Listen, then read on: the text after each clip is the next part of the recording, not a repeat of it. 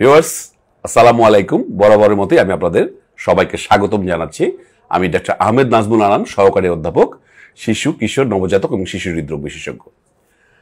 দর্শক, প্রথমে আমি আপনাদের ধন্যবাদ জানাই। আপনাদের সবার উৎসাহ উদ্দীপনে আমরা অনেক দূর এগিয়ে এসেছি। আপনারা আমাদের প্লিজ কমেন্টস করবেন, মূল্যবান উপদেশ দেবেন।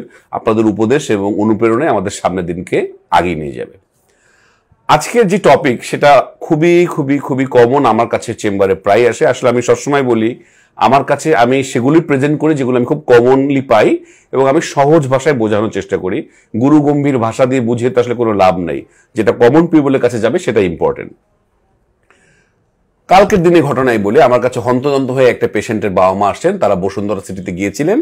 বসুন্ধরা সিটিতে ওই এসকেলেটর দিয়ে নামার সময় বাবুটা পড়ে যায়। তার বাবু এক বছর প্লাস বয়সের বাচ্চা, এবং সাডেনলি বাচ্চা কাঁদতে কাঁদতে তার দম বন্ধ হয়ে আসে, পুরো মুখটা নীল হয়ে থাকে। তাহলে এইরকম তারা তো যখন আসছে ততক্ষণ ওই জিনিসটা কমে গেছে, কিন্তু তারা প্যানিক, তার বাচ্চা এরকম হলো কেন। তারা অনেকটা অভিনয় করে দেখাতে পারে, স্যার আমার বাচ্চা পড়ে গেল এবং বাচ্চা কাঁদতে কাঁদতে একটা সময় দম বন্ধ হয়ে যাচ্ছে, কোনো শব্দ আর হয় না, কান্নার সাথে কোনো শব্দ হচ্ছে না, নীল হয়ে যাচ্ছে। আমি এবং স্যার 2 মিনিট থাকার পর আস্তে আস্তে বাচ্চাটা অজ্ঞান হয়ে গেছে। আমার বাচ্চা আমার কাছে আনতে আনতে ততক্ষণে অবশ্যই সে সজাগ হয়ে গেছে। তাহলে দর্শক, এই ধরনের ঘটনা কিন্তু হয়তো আমাদের আশেপাশে অনেক বাচ্চাই হচ্ছে। তো এটা আমাদেরকে জানতে হবে এটা কেন হচ্ছে। তাহলে এই জিনিসটা যে হঠাৎ করে বাচ্চা কাজ করলো কারণে, হয়তো কোনো কারণে হয়তো কান্নাকাটি করলো, অথবা কোনো কারণে ব্যথা পেলো, ট্রমা বলি যেটা আমরা, সাধারণত কোনো ব্যথা পাওয়ার পরে বাচ্চার হঠাৎ করে দেখা যায় কাঁদতে কাঁদতে তাদের দমটা বন্ধ হয়ে আসে। দেখবেন একটা সময় ঠোঁট সব নীল হয়ে যায়। 1.5 থেকে 2 মিনিট থেকে অনেক বাচ্চাই ভালো হয়ে যায়, অনেক বাচ্চা কিন্তু অজ্ঞান হয়ে যায়, কারো কারো খিঁচুনিও হয়। তাহলে এই জিনিসটা আমার আপনার বাচ্চার যে কারণেই হতে পারে। সাধারণত আমরা এটা দেখেছি 6 মাস থেকে 1.5 বছরের বাচ্চাদের হয়, তবে আমি 4 বছরের বাচ্চাদেরও এটা পেয়েছি। তাহলে এটা কি?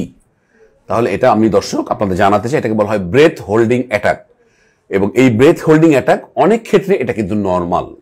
তাহলে এটা আপনাকে বুঝতে হবে যে অনেক বাচ্চা এরকম কাঁদতে কাঁদতে বা সাধারণত কোনো পড়ে গেলে বা অতিরিক্ত জিদ করলে অথবা কাঁদতে কাঁদতে বাচ্চার দমটা ছাড়ার পরেই বন্ধ হয়ে যায়। সে যখন এক্সপিরেশনে যাওয়ার পর দেখা যায় বন্ধ হয়ে যায়, কাঁদছে কিন্তু কোনো শব্দ হচ্ছে না। মা বলে স্যার অনেক সময় মুখটা সাদাও হয়ে যায় এবং বাচ্চাটা অনেক সময় অচেতন হয়ে পড়ে যায়। এটা কিন্তু অনেক কমন। 100 জন বাচ্চার ভিতরে 5 জন বাচ্চার ক্ষেত্রে কিন্তু এরকম ব্রেথ হোল্ডিং অ্যাটাক হতে পারে। তাহলে আমরা আপনাকে প্রথমেই বলবো, আপনি চিন্তিত বা প্যানিকড হয়ে যাবেন না। কারণ সে যখন এগুলো করছে, ও যখন আপনার প্যানিক মুখটা দেখছে, সে কিন্তু পুরোটা সময় বুঝতে পারছে। আপনি যদি আরো ভয়ার্থ হয়ে যান, সে আরো ভয়ার্থ হয়ে যাবে এবং তখন তার এই অ্যাটাকটা কিন্তু আরো প্রলংড বা দীর্ঘমেয়াদী হয়ে যাবে। আপনি ওই সময় মাথাটা ঠান্ডা রাখুন। বাচ্চাকে আমরা কিছু জিনিস আপনাকে শিখিয়ে দিচ্ছি, সেই কাজগুলো আপনি করবেন এবং ইনশাল্লাহ ভালো হয়ে যাবে। এখন দর্শক, আমি একটু জানাতে চাই, আমি ট্রিটমেন্টে পরে আসছি। ব্রেথ হোল্ডিং অ্যাটাকের সাথে কিছু কমন রোগে কিন্তু এটা হতে পারে। একটা হচ্ছে সায়ানোটিক কনজেনিটাল হার্ট ডিজিজ।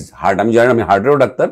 হার্টে টেট্রালজি অফ ফ্যালট বা এই ধরনের যেগুলো নীল হয়ে যাওয়ার রোগ আছে, সেগুলোতে বাচ্চার হঠাৎ করে নীল হয়ে যায়, এটাকে আমরা বলি হাইপার সায়ানোটিক স্পেল।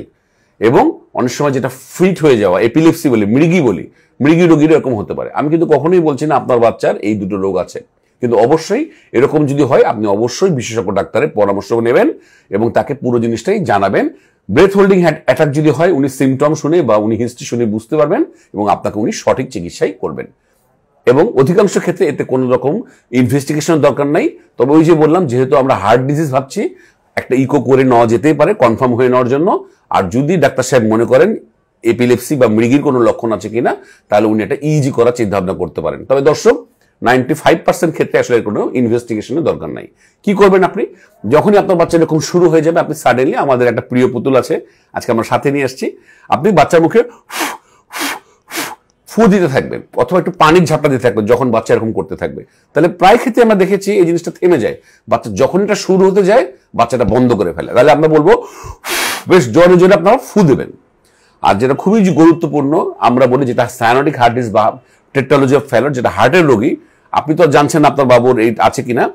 আরেকটা কাজ করতে পারেন, বাচ্চাকে শুয়ে বাচ্চার এই দুটো পা, আমি যেভাবে দেখাচ্ছি, পাটাকে ভাঁজ করে বুকের সাথে লাগিয়ে দেবেন। আমি আবারও দেখাচ্ছি, দুটো পাকে ভাঁজ করে বুকের সাথে লাগিয়ে দেবেন। তাহলে দুটো জিনিস আপনারা করবেন, একটা হচ্ছে ফু দেওয়া এবং আরেকটা নিটাকে ভাঁজ করে পেটের সাথে লাগানো।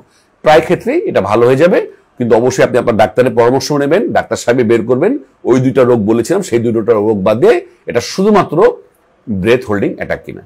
তো দর্শক, আপনি কোনো চিন্তিত হবেন না, এটা নিয়ে কোনো চিন্তিত হওয়ার কারণ নাই। সাধারণত আমরা বলি এটি আয়রন ডেফিসিয়েন্সি হলে এটা হতে পারে। যদি রক্ত স্বল্পতা হয়, আয়রন ডেফিসিয়েন্ট বাচ্চাদের এগুলো বেশি হয়, তাহলে ডাক্তার সাহেব খুব বেশি হলে একটা হিমোগ্লোবিন তার পার্সেন্টেজটা দেখতে পারেন। এবং আমরা সাধারণত প্রলং কোর্সে, এটা লং কোর্সে আমরা আয়রন সাধারণত 6 milligram per KG elemental iron আমরা এটা 3 থেকে 4 মাসের জন্য দেই, এবং প্রায় ক্ষেত্রেই দেখা যায় এটা আস্তে আস্তে এটা ভালো হয়ে যায়। ওই যে বললাম সাধারণত